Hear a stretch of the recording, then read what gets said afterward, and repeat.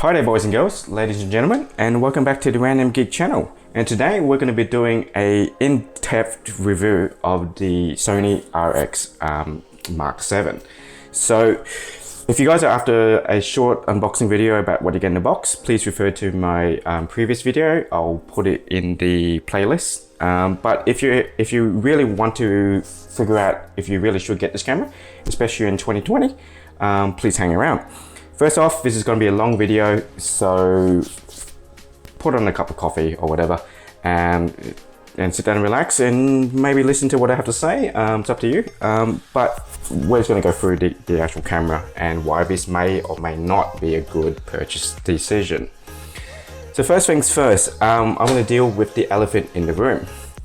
Should you really be getting this? And you really got to think about what you're going to be using this camera for. So if you're a person who just posts on social media, takes your standard travel shots, photos of your family, your pets, and you just post on social media, probably not. If you've got a iPhone, like a brand new iPhone in the recent couple of years, if you've got a brand new Samsung, if you've got a brand new Huawei phone with a large camera sensor in it, those cameras are going to be pretty good and they will do 95% of what you need. Yeah, and given the price point of the Sony RX7, that might be something that you would have to think about. I will give you reasons why this is a good purchase in comparison to mobile phone cameras, but you really do have to think about that because point and shoot cameras are a dying category.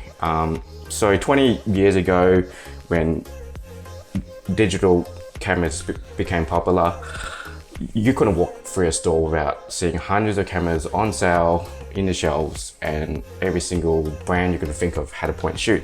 And during that time period, Sony was the king of the mountain with their CyberShot series. If you guys are old enough to remember that.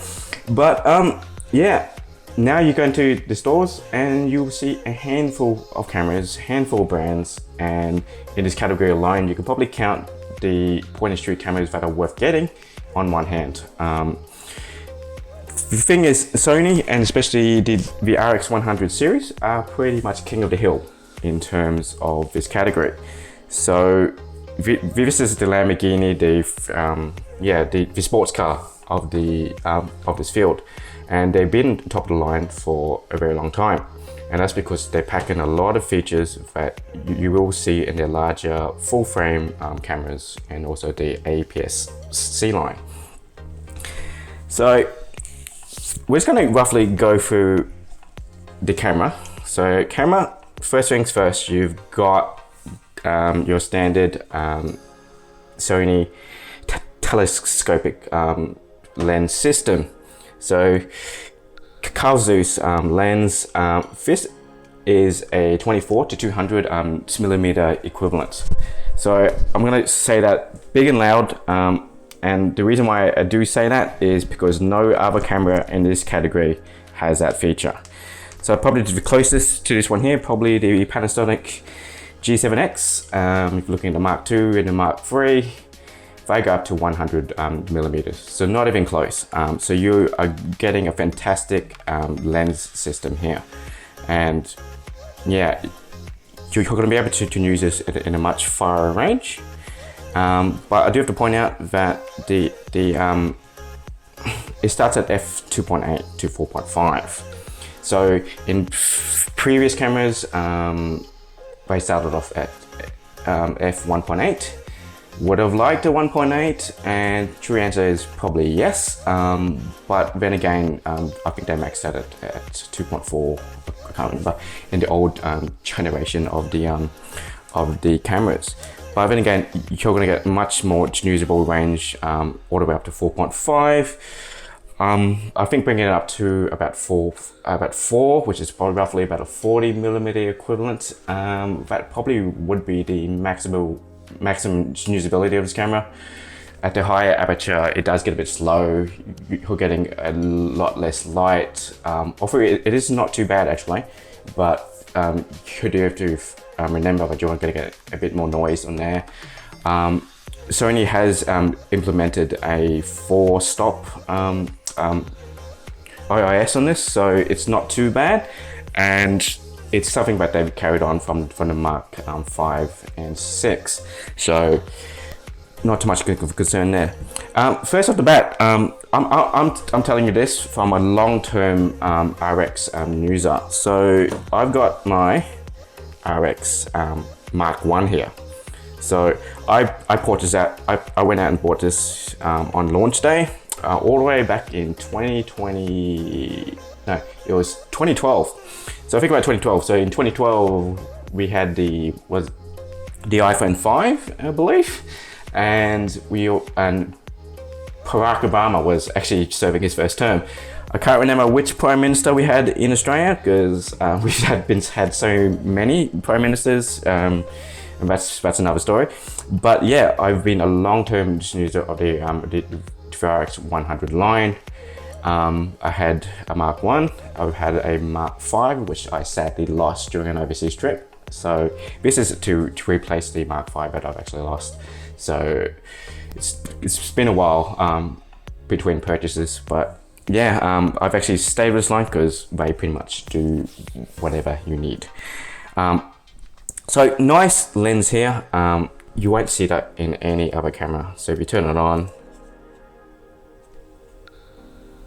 see, it is a bit slow at about 200mm equivalent. You're not going to see that in any other camera in this category at all. Okay, so you've got your standard on top, electronic viewfinder at 2.3 million dots, so, and that's an OLED as well, so absolutely brilliant on that. Most cameras will either only have an EDF or a flash, but not both. The Mark 7 has both, so you got your toggle on the side there, and that will pop out the finder. The camera will automatically turn on if you launch the finder. You can switch it off in the menus, but we will talk about the menus in a second. So you can put that down, and I'll shut off as well. And on there, you've got your flash. Most people won't actually use the flash. I never use the flash. Get proper lighting, get a hot shoe, and you'll be fine. On and off actual button there, flash there. Your lens control wheel here. Menu selection, your standard Sony fare. It is a bit stiff though. I do find this a lot stiffer than your in previous generations, and you do have to apply a bit more pressure to apply it. Shutter button here. If you're new to Sony cameras, the shutter buttons are quite sensitive, so you do have to get used to pressing it and pressing at the half stop to focus, and before you get used to it, you will inadvertently actually press the button and start shooting when you don't really want to, but you will get used to it. So at the actual back, you've got your standard record button, the screen. So you've got your 180 stop there, and your 90. So they've introduced this since the Mark 5, and they've actually kept the actual same screen. In terms of the original Mark 1 and the early generations was a fixed 3-inch screen. So it is 3-inch screen. It is a touch screen, and I say that very, very lightly, because in terms of just pointing where you want to autofocus on, or if you're double tapping to zoom in a photo or swipe an actual photo, navigation through any of the menus or any of the options, you cannot use the touchscreen. Don't know why Sony has done this. It is 2020, this launch in 2019. There has been a couple of firmware updates. Yeah, get with the times. A lot of other cameras have this, action cameras have this, lower price point cameras have this. Why has not Sony implemented this? And given particularly that their menu, and we'll talk about their menu in a second, is absolutely atrocious. It's the same menu that they've had for years, and you've got, I think, 22, 23 pages of menus, all with their individual sub-menus, and you cannot use the touchscreen. Advertently, they've got, you know, the my menu option, which you can customize, you know, shortcuts, and you've got your control points on the bottom here. So you've got your programmable control point buttons. But yeah, I don't know why. That should really be fixed, because it is a touchscreen. I don't know why they haven't you know, actually brought out an actual menu system that is easy to use. It's like every time you actually use it, unless you're familiar with the menu and where things are, and the menus are not clearly labeled either, unless you know. So when you're trying to find a function that you need or a setting that you need, and you have to scroll through using the control wheel, and this is like iPad, not the iPod, this level of it's not fantastic. I wish I had improved on that, and hopefully they'll do something about it when they will release the Mark 8. But yeah, exactly same menu that they've had since the Mark 1. So for someone like me who's been using Sony cameras for a while, it's not too much of a problem, because it's pretty big, much becomes muscle memory. But if you're new to these sort of cameras, you are going to be like, what the hell? There's got to be an easy way. And there definitely is an easy way. Okay, so yep, menu button, your standard control wheel here. Same thing as the original models. So does near field chip, does Wi-Fi, does Bluetooth, so your same all here. I actually put the lanyard on, and there's a reason why I've actually done that, and that's because these cameras are slippery as hell. And one of the reasons why I end up getting the Mark 5 is when my Mark 1 died, and it's died because I've dropped it on so many occasions. And if you actually just look at the design, unless you have a trained eye or you've been around these cameras for a while, you can almost not tell the actual difference. And this is 7 generations in. If you had the Mark 5, if you had the Mark 6, you could, unless you're just looking for the microphone port, you would not be able to tell that this was a Mark 7. Same old design. I understand if it's not broken, don't fix it. But this design, nice aluminium, okay, it's nice and smooth, but it is slippery. It is really slippery. There's a reason why you can buy third-party pads for these cameras. Just add a little bit of texture. If I have it in there, A6100, A6400, 6500, you name it, there's a bit of texture on it, and it helps. It really does help. And for some reason, Sony has ignored this completely, and you have to walk around with the lanyard on, unless you want to drop your really pricey camera.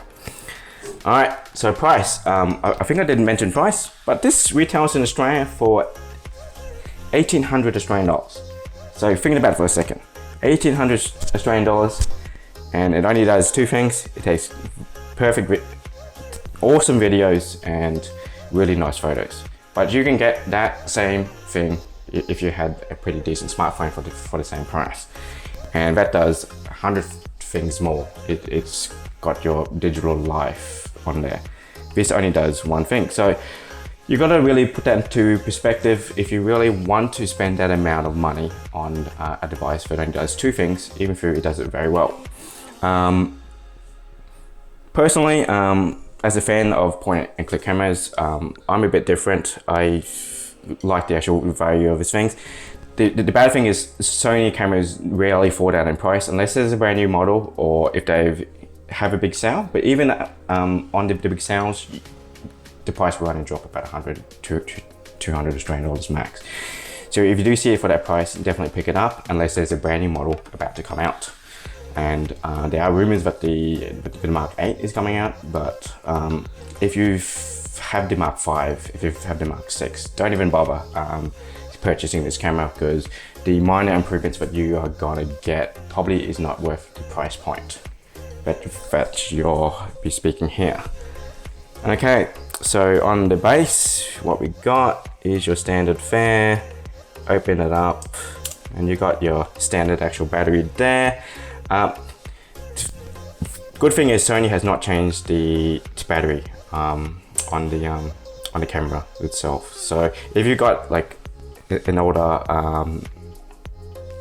RX model, any model really, it uses the exact same battery. Okay, I don't have it like a memory card here, but it's your standard transfer card that has not changed at all. So you just shut it there and it actually closes. Okay, this is where it gets a bit awesome here, and this is the big main feature that the RX7 has over the 6, and that is your microphone jack. So a lot of people who shoot themselves, you know, vloggers, people who shoot travel videos, they want to use proper audio. So on top you have your 2 internal microphones here, and they shoot pretty decent audio. So I'm not going to complain about the audio of the internal microphone of this camera, because it does it quite well. The only thing is if you're shooting mainly, you don't want spatial audio that's all around you. You normally want the audio that your camera is focused on, so right directly in front of you. And this is where it becomes an actual problem. And especially if you're in a large crowd, you want to get audio from everywhere. Sorry, tap it to focus the camera. You're going to get audio from all different directions, and it's not going to sound fantastic. So most people will use the 3.5mm audio jack there, and you just put a hot shoe on, and you can probably cover up the flash because no one really uses the flash, but good that it's there. And pretty much you will put in like a Rode wireless, you know, a shotgun, a condenser mic, you name it, it will work, and the sound quality is fantastic. Do I wish there was a headphone jack in here for your headphones as a separate audio channel? Yes, everyone will say that. But given how compact this camera is, come on, and what it does, yeah, if you want that, to get a full frame camera and be done with it. Okay, standard slot here. So this is your multi-interface slot, aka your micro USB. Sony, why? Come on, even in 2019, USB-C all the way. I'm looking at you, Apple as well. Stop it with the lightning, stop it with the micro. That standard has to die. And particularly with the amount of photos and video that you can shoot on this camera, yeah, USB-C all the way. And in terms of charging, micro, like you'll be looking at, you know, 5 volts, 2 amps max. USB-C should be able to fast charge this thing, even if it's a smaller battery, and you'll be switching out batteries around. But if you're shooting video and you've got a power bank handy, why not? I don't understand it. And your standard HDMI output there. So that's, yeah, the design has not changed. So if you've got a Mark 5, got a Mark 6, yeah, Bob's your uncle. You not going to see the actual difference there unless you're specifically looking at the audio jack. Okay, first things, like another point, if you are seeing a bit of background noise, that's because it's raining really hard at the moment. I will try to remove it in post, but if you do hear like a bit of noise, that's the reason why, and I do apologize for that. Okay, so we're going to move on to all the points in which this camera is fantastic and the reason why you should get it. Okay, I'm going to turn off the camera for a second and I'll be right. Okay, sorry about that. There was a bit of outside noise. The neighbors were being really loud for some reason. Anyway, so we're back and we're going to talk about the first point in which the reason why this is a great camera. And that is the sensor that you've gotten here. So one of the weakest points if you're shooting with a smartphone is the sensor. So even though they are getting larger, and there will be a point in which the two categories will merge, and the whole concept of getting a point and click camera would be rather absurd, but we're not up to that point yet. So mobile phone sensors, I think the largest sensors that they have now is probably about 1/2 inch. So you're going to get a full 1 inch CMOS sensor in here. The thing with mobile phones is they've got a much smaller sensor, so they're letting in a lot less light. So regardless of what they say about, you know, megapixels and, you know, cameras with 108 megapixels and stuff like that, ignore that completely, because regardless of how many megapixels you've got, it all depends on the sensor and how much light that you're gonna get in. So arguably, even at a lower megapixel rating, if you're letting in much more light, it's catching much more light and cater for your images in your video, the image quality is a lot better. And you can say the argument with mobile phone cameras, like, you know, the Google range, which has they've had the basic same camera sensor for years, and it's their machine learning and their software processing, and it all makes the difference there, and it takes brilliant photos. So yeah, you really got to understand that it is a bit different. So 1 inch sensor, it's going to outcompete. Also, you're going to get that massive 24 to 200 millimeter equivalent. So no mobile phone camera is going to match that.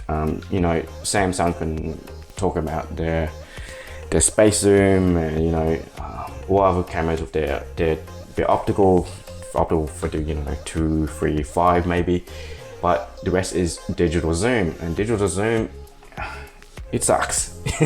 If you've ever seen like an actual camera with digital zoom and it goes up, and once you go further in, it just looks like it's blurry mess and unusable, and it's a gimmick which most companies will use, and you'll look at it and it's completely unusable at all. So I don't really agree with that trend. Another thing is, because the size of mobile phones and how thin they are, rather than having this one singular sensor with it like a manual lens that can focus in and out, you've got multiple cameras. So you've normally got your main shooter, your wide, like your macro lens, you know, ones that does like monochrome photos or whatever. Oh, sorry, to my light that's just died, but I'm gonna keep going. So no time to charge that, but I think I've got decent lighting for here, so it's all good. So yeah, so you aren't gonna get that versatility in the lens. So, and that's the reason why you've got multiple lenses. Like you've got your main, your wide, and your macro lenses, because there isn't size to fit the optical system there. So you've got multiple cameras, which gives you the versatility which you can use. So if you're shooting things up close. But remember, those cameras are fixed aperture lenses. So it is going to struggle, and the software actually allows you to switch between the actual cameras. But in this case, if you've got a large physical lens here, it's not going to be an issue. Like you can manually adjust it. You can manually adjust the ISO. Yeah, it's ISO, shutter speed, like you name it. It's got to be a big, like a whole different like a ball game in that case. So we're talking about the sensor. Sensor is a CMOS stacked. So and we'll talk about that. In previous generations, it was just the CMOS like sensor there. What stack means is it combines the T-ramp with the sensor itself. So it's an integrated unit, and that's important because you need a lot of memory to do what this camera can do. And we're talking about the single burst frame on this camera. So in the last generation, you could do 24 frames a second, but this only does 20. And you're probably wondering why. It does 20, but it does 20 with no EDF blackout at all. So you can look in there and you can track the motion or the action that you're trying to catch. And you do need a lot of memory to store the actual data, the buffering of the amount of information that you're getting. And this is linked with the Biome Z chip that I've got there. Probably that doesn't mean much to everyone, but what essentially boils down to, it's a really fast chipset. It's got a large sensor, and not only is the sensor large, it's got a lot of memory, and it's going to store the image, process it, that data, and then transfer it to the memory card really quickly. So no EDF blackout there, and that's absolutely amazing. No other camera does that, and Sony, congratulations there. Also with the sensor, you've got 357 awkward phase detection points. So that basically boils down to auto focusing, and this camera will auto focus faster than any previous RX model. Not substantially faster, but it is noticeable, especially if you're trying to get that quick shot out. So we've spoken about the single burst shot. With a single burst shot, starts off at 20, you can go all the way up to 90 frames. So 90 frames, and you know well, 90 shots, but you're gonna only hold that for 7 frames. So how useful that is an arguable point. So unless you're really great at anticipating where the action is going to be, or you're going to frame your shots, or you just want to like shoot a particular, small fraction of a second, I don't think how useful that is. But if you're going to shoot, like sports, or like a moving car, or you're trying to auto focus a certain subject that's moving towards you really quickly, maybe a good feature, but I would probably stick with the 20 frames, or maybe go up to 30 or 60. It's going to be slower, but it's going to be much more usable in terms of that feature. And think about it, that's quite amazing, because this is a feature that you will get in the A9 sports cameras. So they're high-end sports camera, and you're getting it in a point and click camera that fits in your pocket. That is kind of amazing. However, don't confuse it with the A9. It does not share the same hardware, so the hardware is completely different. But I'm just pointing out that it's something that the A9 can do, and you can do it with this camera. Also, what we're going to talk about is the amazing thing with this camera, and one of the things that I love about the RX100 range, and particularly the last couple models, is their real-time tracking, real-time autofocus, and real-time face and eye detection. So people can argue that Panasonic and Canon, they've got a pretty decent system, and I don't disagree with that. They do have fantastic systems, but the Sony range, and particularly Vista's cameras, the autofocusing is amazing. It is top of class. You will not get it any better auto focusing, particularly in this category.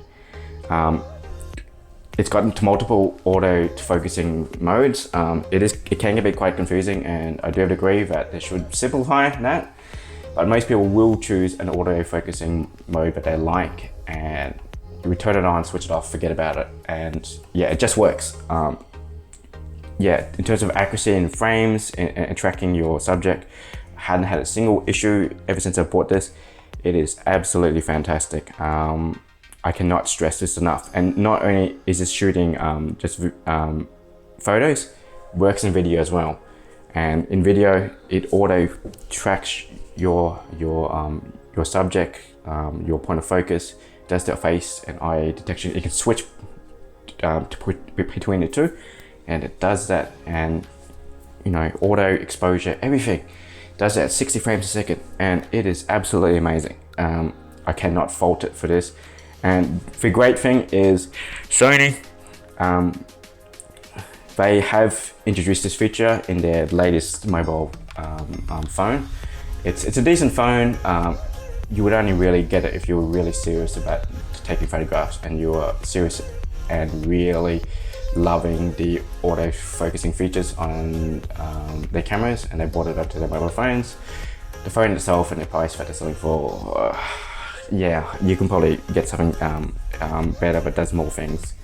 But yeah, but Sony is a strange company. They do tend to stick to their guns. So as you see, the design of the camera, it's the same like design they've had for years.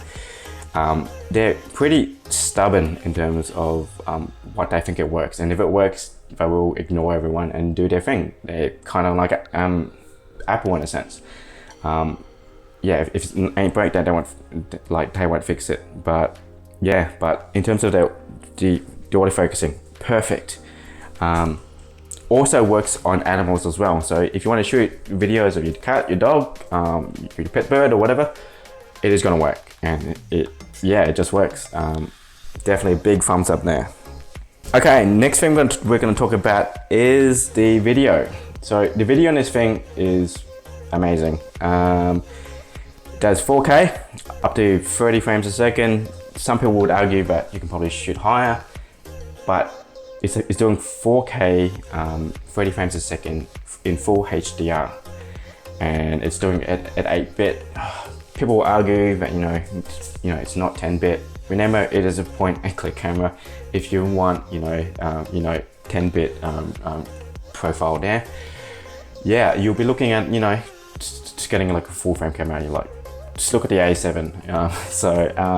But then again, the price point is going to be much higher. You'll be paying 3 times the price that you paid for this one. So something to think about there. But yeah, it does 4K. It also does 4K in with active stabilization. So I think it's called active steady shot that they use. It's a combination of the in-body stabilization and electronic stabilization. It does a fantastic job if you don't have a gimbal, particularly with the vertical motion. If you're running around or if you're like walking, yeah, most cameras won't compensate for that very well. Remember that yeah, it has the optical stabilization up to 4 stops, so it is fantastic. Another thing with the lens is there's no there's no filter on there. There's no ND filter on there like in previous models that did have like the filters on, but you can buy third-party filters on there. Anyway, I am getting sidetracked. In terms of the video, absolutely fantastic. 8-bit on here. The stabilization works very well, but remember, for EIS, you are going to get a bit of a crop in. So the crop in is, I think, 19%, so you are going to get a smaller frame. But also remember, it's downsampling from a 5K image all the way down to 2 to 4.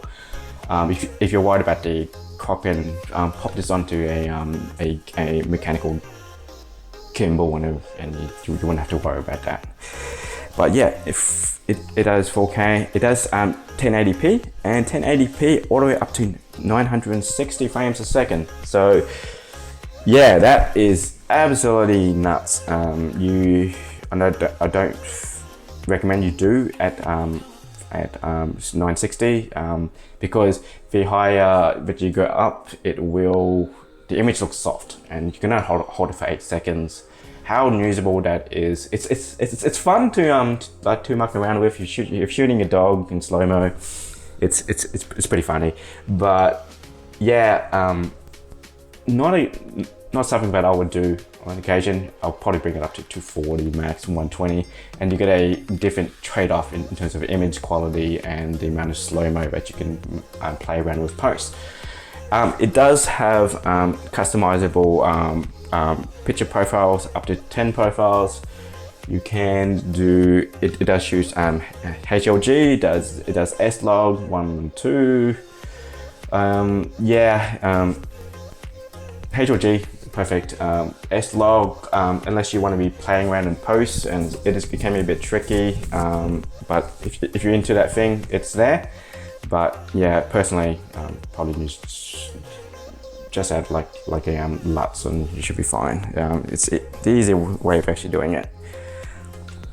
Okay, we've already spoken about the microphone jack, and we're going to go on to the next point. Okay, so the next point, video footage quality. Not footage, like shooting photos. So if you can buy a camera, the main thing is going to be shooting photos. In terms of what you get, the image quality is great. It's actually fantastic. So that large like CMOS sensor, so it's got the same pixel count as your older generation. So the like the RX100 series has always had a 20 megapixel pixel count, but you've got more auto focusing points. So you've got 370 points there. So the overall image is brilliant. I cannot say anything bad about the image. Yeah, it's fantastic. If you're moving on from a Mark 5 to a Mark 6, you probably won't be able to see the difference, but yeah, if you've got those two, I want to be upgrading, and you can get those two models cheaper. They're on sale. Well, even not on sale, like you're going to be saving a couple $100, given the fact that it's the older model. But if you really touch up to that mic port, then this is worth getting. But I'm a special case here in terms of JPEG and RAW quality. They're really decent there.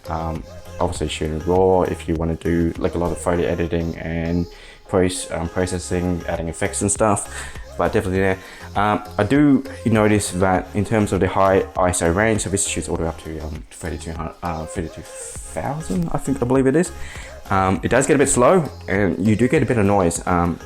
It's helped a bit with the 4 stops there, but yeah, it can get a bit noisy, and particularly in low light, but that is to be expected if you're going all the way up to 4.5. In terms of dynamic range, yeah, I've just spoken about that. You do get a bit of noise. In terms of the colors on here, that's a bit of a contentious point. Some people like the Canon color profile, some people like Panasonic, Nikon, those brilliant yellows in Nikon. Won't talk about that. But in terms of the color profile, yeah, if you're after like natural skin tones and stuff, definitely the Canon I believe is a little bit better if you like the Canon color science. Sony does their own little thing. They do tend to slightly oversaturate. The greens and reds are, I like the greens and reds. The blue slightly on the red side, could be better. But yeah, with these cameras, if you are doing serious like photography, like you'll be color grading like your cameras, you'll be using that's in the pipeline pretty much. But yeah, if you just want like a standard color profile that you're happy with, and most people do tend to go on the Canon side. Sony isn't a quiet taste, but once you get used to Sony and how to fix up your photos, it's a non-issue.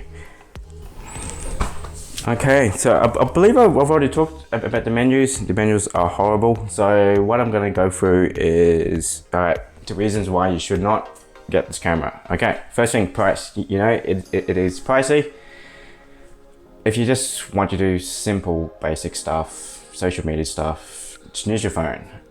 If you want the versatility of interchangeable lenses, ND filters, shooting in bright sunlight, and in order the good stuff that you get in the A9, get the A9. But if you want something that will outperform every single camera in this class, then definitely get this camera. Do not upgrade if you've got a Mark 5, a Mark 6, because you are going to do 95% of what this camera does at a lower price point, and you're saving a couple of $100 there. So I'm just going to go through some bullet points of why this is a good purchase. So thing is, that lens in there, 24 to 200, you are going to find that in any other camera. the closest competitor, you're looking at the G7X. I think the Mark 3 only does up to 100 millimeters. You aren't going to get close to this. Arguably, I would have liked 1.8, but it goes all the way up to 4.5. Low light is a bit iffy and it can get a bit slow. Autofocusing, I cannot say enough about this. Awesome praise. Autofocusing in this is top of class, leading, and yeah, if you want autofocusing that will not fail you, fast motions, smaller subjects, you name it, it will get there. And I'm really interested to see how they improve this technology over time and how other companies will respond and how this technology will filter into mobile phones, because mobile phones are great, but in terms of autofocusing, they do a good enough job, but fast motion and low light conditions and stuff, it's not fantastic. So in terms of image quality, JPEG RAW, what can I say? Yeah, the image quality is amazing. You are going to get that professional looking camera as long as you frame your shots well. You have good lighting and you know what you're doing. Yeah, the image quality, perfect. Terms of video, 4K 30 frames a second. You can do slow-mo, that's HDR up to 8-bit. No arguments there. If you're going to shoot this in the field, absolutely fantastic. However, you do have to recognize that there is a limit in terms of shooting 4K. On the standard mode, it maxes out at 5 minutes. And that's to do with, because they've packed so many things into this camera and such a small body, it does tend to overheat, and they've set that 5-minute limit to protect the camera. So you don't really want to be running around with an overheating camera, and at this price point, you don't want to be losing the camera. However, you can override that in the options, and it will operate until it gets to a temperature which it determines it's unsafe, and it will shut down. So people have shot on this, like I personally shot on this up to about half an hour, and it did get really hot. I would not recommend it. But if you really do need to, then you can do that. But remember, if it does overheat, it will automatically turn off, or if it doesn't die on you. But the battery won't even last that long unless you're running a micro USB cord to like a power bank to run the footage. I've seen some people run up to past the 30-minute mark, but yeah, as I said, I wouldn't risk it. And remember, if the camera shuts out, it won't turn on until the camera is cool enough and the camera deems it safe to actually turn on. So if you're out in the field and you really want to shoot something and you don't want to miss the shot, I wouldn't really recommend going anything longer. Yeah, so if you want, longer shooting times, then maybe get it like another camera, and maybe not a point and click camera.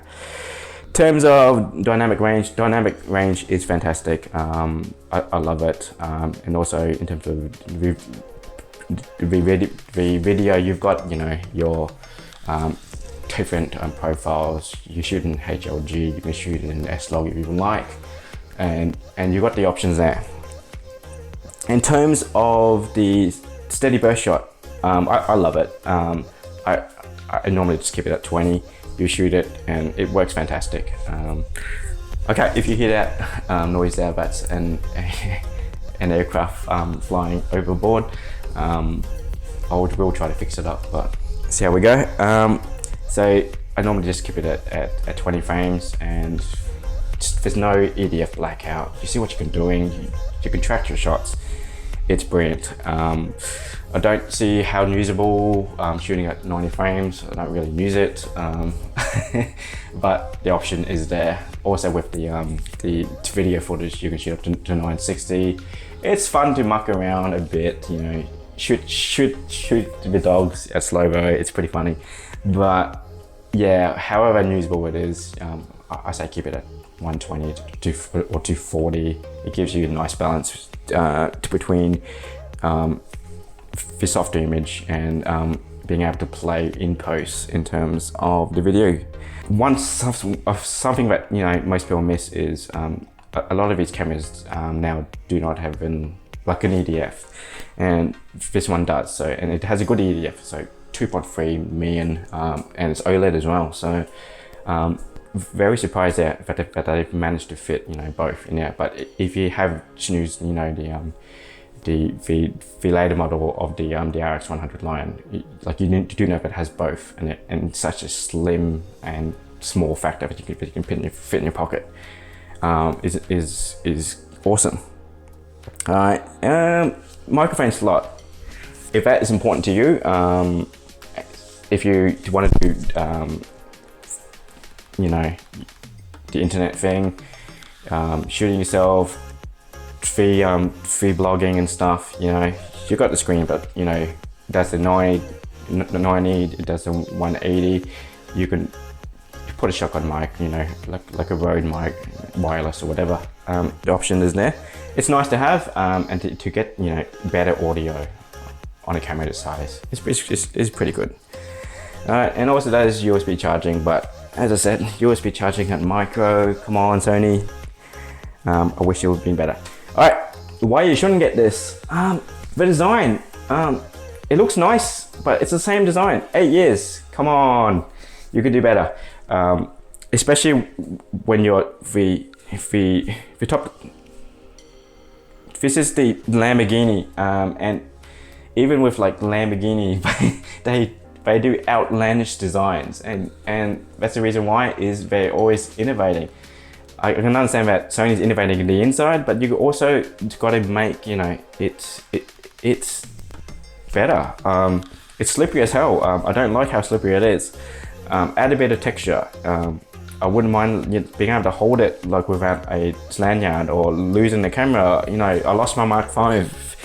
I dropped it in the river, and that's because it was slippery as hell, and I didn't have a lanyard on it. So definitely think about that. User interface, touchscreen. Come on.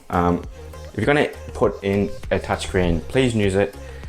Please simplify the menus and label your menus. Like you can't have like a menu that just goes, camera 1, camera 2, and then in those menus you've got 10, 15 pages of just options. It's not user friendly. I can understand you, but you've got control points and you've got the my menu option, which you can customize the options that you use the most. But you can only have 8 options there. Why isn't there more? I don't get it. I just think in my head, if this had a touch interface, which you can swipe left, right, up, down, you can pinch to zoom, all these sorts of things that that you take for granted on other cameras, and you're just stuck with this old system. Please fix that up in the Mark 8.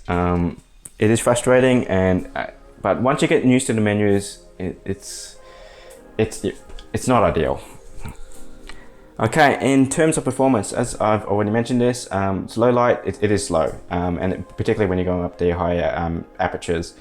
Personally, I probably wouldn't have wanted to go that high. It's fantastic that it's got 24 to 200 millimeter lens on there, and it does up to 4.5. But remember the previous models before they switched up to that length.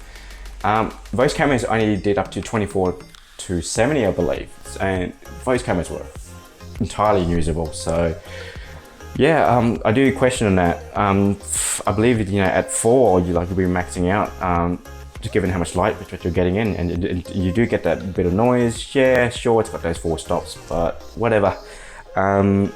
Yeah, could be better. No ND filters, not built in into the lens. Had it in previous generations. You can get around that. You can buy, like your personal, your personalized lens kits and stuff, and you do get around it. But that is an extra cost on top of a camera that is already pretty pricey.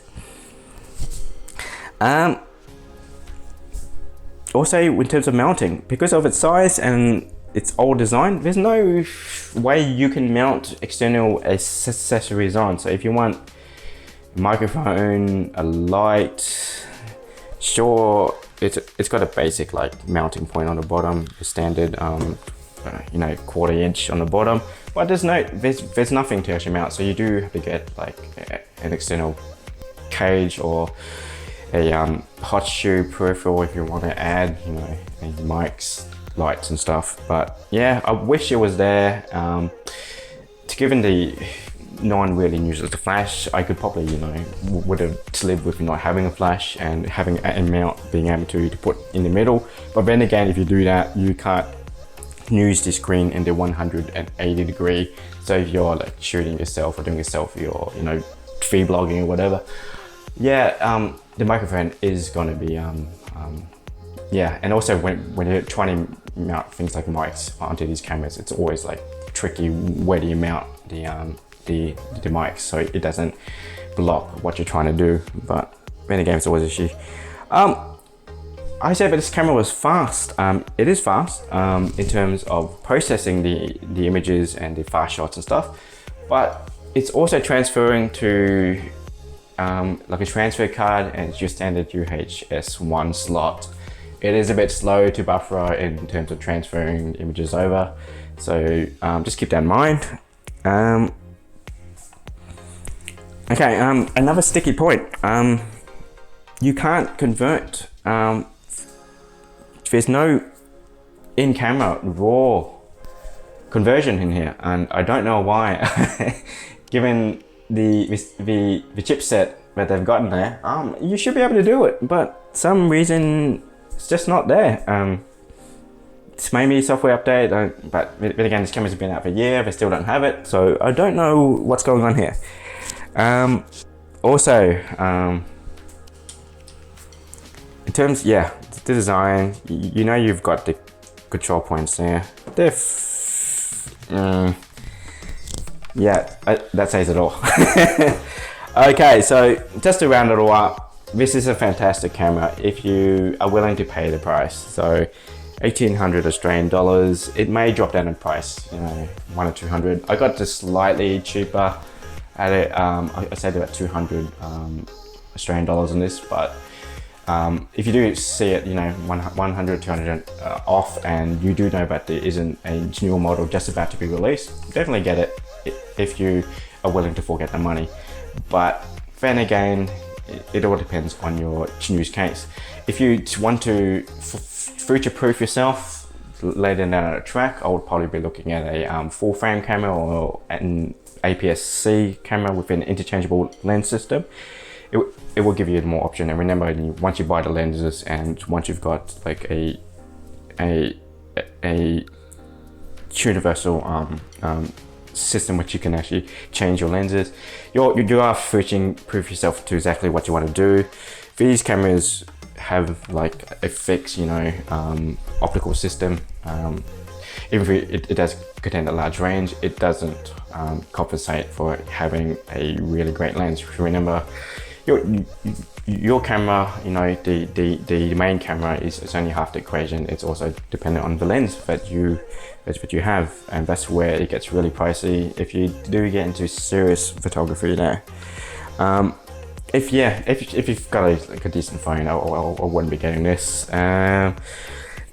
But if you just want that versatility, if you want to do a bit of photo editing and post-processing, and you want it in a small, slim package as this, then definitely go for it. I went for it, but then again, I'm a person who is replacing a much like an older version of this camera, and a person who's been using this for years. If you are new to the Sony RX range, then definitely have a think about it, because you do get the competition for much cheaper. So closest in here, I'll be looking at the Panasonic GX7. Initially, I would have gone with the Mark II, but the Mark III has several software updates recently, and the autofocusing issue that they've had with those cameras is pretty much fixed. And remember, you are going to get that camera for less than half the price of this one. So if you want something in the same category, which does most of the things, but this does not as well, but pretty close, then I'll be looking at that. But if you are a Sony or a Sony fanboy and you just want to get the latest and greatest, and money is not an issue, definitely go for this one. Okay, I'm just going to end this video here. It's been a real long video, so if you stuck around, thank you for sticking around, and hopefully those points that I've spoken about is helpful for you in making your purchase decision. Like remember, here on this channel, I focus on the best bang for buck in terms of what you're getting, and I normally go for the items which are slightly lower in price, not the one at the top of the range. But I believe that this camera, if you got a really old model of this camera, or you want to get the best with all the features, yeah, I would probably be spending the money on this one. How long but this category will last for, I don't know. It all depends on how fast mobile phone technology increases. This might not be the case, 2 or 3 years from now. But as of the moment, I think this is a fantastic buy, even at the higher price point. Anyway, if you stuck around, thank you. And as always, like, comment, and subscribe. And a big thumbs up for this camera here. And I'm going to say Random Geek out. And you guys have a lovely day. Cheers.